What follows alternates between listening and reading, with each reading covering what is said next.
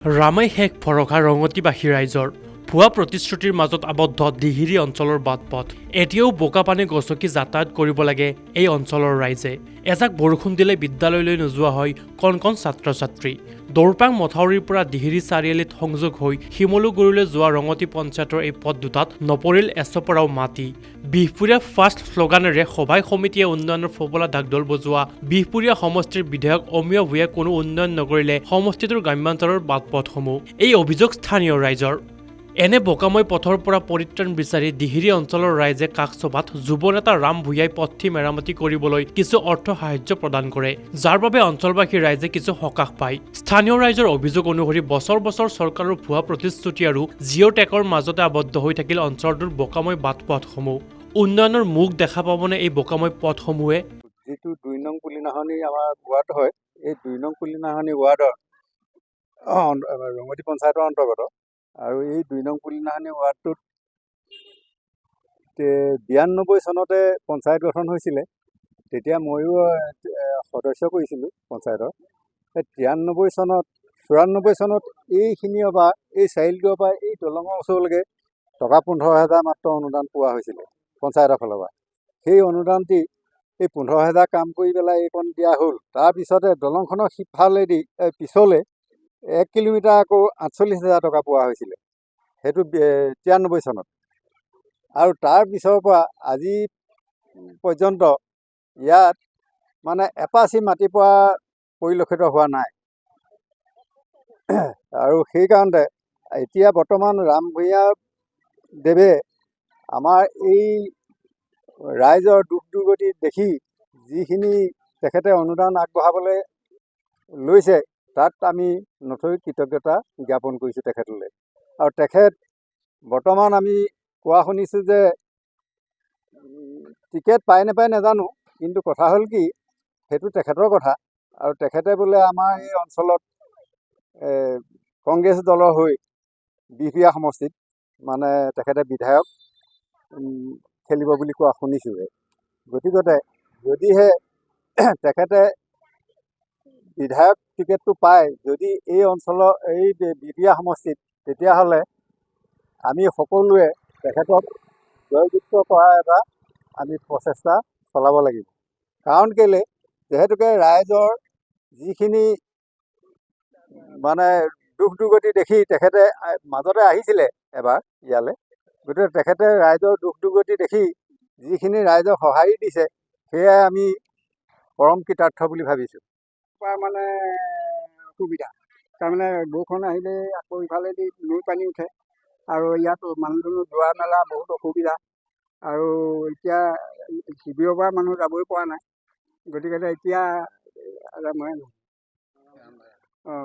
ভূঞাদেৱে আমাক এইটো উপকাৰ কৰিছোঁ বুলি ভাবিছোঁ গতিকে হেৰি কৰিলে আপোনাৰ প্ৰতি আমি সেৱা জনাইছোঁ আমাৰ এই দিহিৰি এই ৰাস্তাৰ চাৰিআলিৰ মূৰত উপস্থিত হোৱা ৰাইজসকলক এটা কথা জনাবলৈ পাই সুখী হৈছোঁ আজি গত যিমান দিনৰ পৰা এম.এল.এ. আমি জিকাই মেলি পঠিয়ালোঁ আজি পৰ্যন্ত আমাৰ এই ৰাস্তাটো শিমলুগুৰিৰ পৰা বুঢ়াবুঢ়ী হাইস্কুল হৈ কোনো এদিন আমি ইয়াত মাটিয়ে চপৰা পৰা আনিলোঁ মাজতে কেইচপামান পৰিলে নদীয়ে উটুৱাই লৈ গুচি গ'ল তেতিয়া এই মথাউৰি ভাগিলে তাৰপাছত আজিলৈকে নাই ভোট দি আমনি লাগিলে কিন্তু এতিয়া আমি শুনিবলৈ পাইছোঁ আমাৰ দাঁতি কাষৰীয়া একেবাৰে আমাৰ নিচেই কাষতে এজন মানুহ আগবাঢ়ি আহিছে আমি তেখেতক পাই আমি নথৈ আনন্দ লভিছোঁ সেইবাবে আপোনালোকৰ পৰা এটা জোৰকৈ হাত চাপ বিচাৰিছোঁ ৰাস্তাটো আমাৰ এনেকুৱা সমস্যা এই অঞ্চলৰ ভিতৰত মাথো এখন স্কুলে আছে সেই স্কুলখনে হ'ল পুলিনাহনি মধ্য ইংৰাজী বিদ্যালয়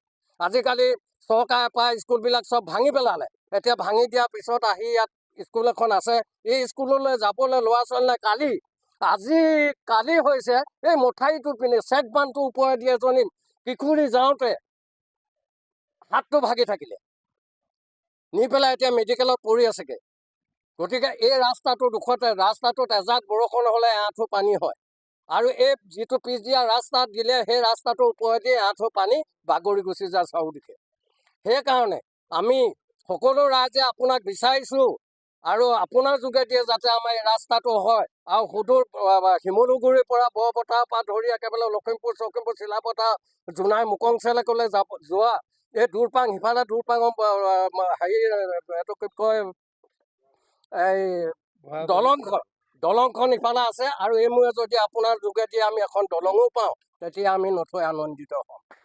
এটা অনুৰোধ জনাব বিচাৰিছোঁ, আমাৰ নিজৰ কাষতে যিজনক আমি পাইছোঁ তেখেতক আমি বহুমূলীয়া ভোটটো দি এই যোগেদি আমি তেখেতক উপকৃত কৰিম বুলি। এই ৰাস্তাটো আমি জনাত ৰাম ভূঞা ডাঙৰীয়াই নিৰ্মাণ কৰিছে আৰু আজি চেণ্ট গ্ৰেভেল পৰিবহি বুলি আমি শুনিছোঁ। সেইকাৰণে আমি সদৌটো ৰাইজ ইয়াত উপস্থিত হৈ আছোঁ। এয়া চেণ্ট গ্ৰেভেল আহি আছে বুলি কৈছে, এই অলপ দূৰ আগতে এয়া হৰণৰ মাত শুনিছোঁৱে, গতিকে পাইছেহি। গতিকে আমি তেখেতলৈ আমাৰ ফালৰ পৰা একেবাৰে শলাগৰ হয় কুমাৰ ভূঞাক আমি অৱগত কৰি আমাৰ একেবাৰে আমনি লাগিলে। আমাৰ এই গাড়ীত মানুহখিনি নিয়াও আজিলৈকে পইচা এটকাও নাপালোঁ। গতিকে তেখেতে সদায় আজি দিম কালি দিম কৰি থকাতে গ'লে আজি পৰ্যন্ত নহ'ল। এই চেক বানটো যেতিয়া আমি বিচাৰিছিলোঁ তেতিয়া ক'লে তহঁতে আমাক ভোট দিছিলি নেকি? যদি ভোটেই দিয়া নাছিলে ইয়াৰ ৰাইজে তেখেতে কেনেকৈ জিকি গৈছিলে? 2 নম্বৰ কৰি তেতিয়াহ'লে জিকি গৈছিলে। গতিকে এতিয়া আমি যিজনক পাইছোঁ আমি একেবাৰে সুখী হৈছোঁ। আমাৰ দাঁতি কাষৰীয়া মানুহ, আমি দৌৰ মাৰি গৈ যাব পাৰোঁ।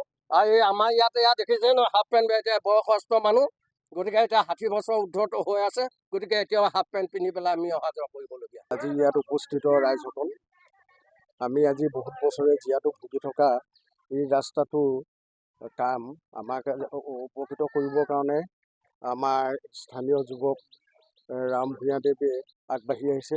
গতিকে তেখেতলৈ আমি এই সুযোগতে আমি ধন্যবাদ জ্ঞাপন কৰিছোঁ, যাতে আমাৰ ৰাস্তাটো চেণ্ট গ্ৰেভেল দি তেখেতে আমাক মানে সুচল কৰি দিয়ে। এই ৰাস্তাটোৰ কাৰণে আগতে আমাৰ আবেদন নিবেদনো কৰা হৈছিলে, কিন্তু অদ্যপৰিমিতি আমাৰ ৰাস্তাটো হৈ উঠা নাই। গতিকে আমাৰ ৰাইজে জীয়াতো ভুগি আছে। কিন্তু বহুত গুৰুত্বপূৰ্ণ ৰাস্তা। বহু সময়ত আমাৰ গাঁঠি ধন খৰচ কৰি ৰাইজে এই ৰাস্তাটো মেৰামতি কৰিছে যদিও পানী হোৱাৰ কাৰণে এই ৰাস্তাটো কম সময়ৰ ভিতৰতে আকৌ নষ্ট হৈ গৈছিল। বিধায়কৰ ওচৰলৈ গৈছিলে, বিধায়কক জনোৱা হৈছে আৰু তেখেতে কৰিছোঁ বুলিও কয়, কিন্তু এতিয়ালৈকে বৰ্তমানলৈকে হৈ উঠা হয়। পানী হয় আমাৰ ইয়াত ৰোগীৰ অৱস্থাটো বহুত বেলেগ হয়, মানে কান্ধত পাৰ কৰি নিবলগীয়া হয়, কাৰোবাৰ বাৰীয়েদি নিব লগা হয়, কাৰোবাৰ চোতালেদি নিবলগীয়া হয়। ৰাস্তাটো একাঠো বোকা হৈ যায়, পানী হৈ যায়।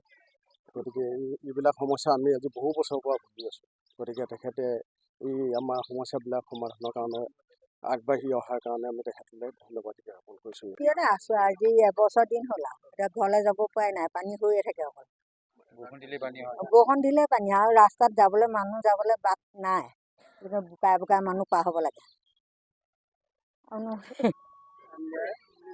এইটো ৰাস্তা এনেও বোকাই পানীয়ে, আমি সদায় বোকা পানীয়ে গুচি গৈ থাকিব লাগে দেখোন। এতিয়া আকৌ কোনে ৰাম ভূঞাই হেৰি কৰিছে। নাৰায়ণপুৰৰ পৰা Liladhar Saikia, news desk report.